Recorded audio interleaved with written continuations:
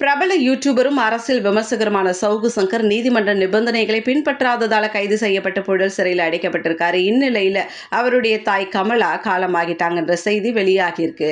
Actually இவர் முதல்வர், துணை முதல்வர் இவங்களெல்லாம் தொடர்ந்து குற்றம் சாட்டியே பேசிட்டு வந்தார். அதிமுக பொதுச் செயலாளர் எடப்பாடி பழனிசாமிக்கு ஆதரவாகவும் பேசிட்டு வந்தார். அதனால இவர் மேல பல்வேறு வழக்குகள் பதிவு செய்யப்பட்டிருந்தது. ஆனாலும் பார்த்தீங்கன்னா இவருடைய உடல்நலனை கருத்தில் கொண்டு இவருக்கு நிபந்தனை ஜாமீன் கொடுத்தாங்க. ஆனா ஜாமீன் முடிந்த நீதிமன்றத்தில் இவர் ஆஜராகலன்றதால போலீசார் இவரை தீவிரமா தேடிட்டு வந்தாங்க. ஃபைனலா ஆந்திராவில் இருக்கக்கூடிய ஒரு இடத்துல இவரை கண்டுபிடிச்சு புழல் சிறையில அடைச்சிருக்கிறாங்க. அவர் மேல குண்டர் சட்டமும் பாய்ந்திருக்கு.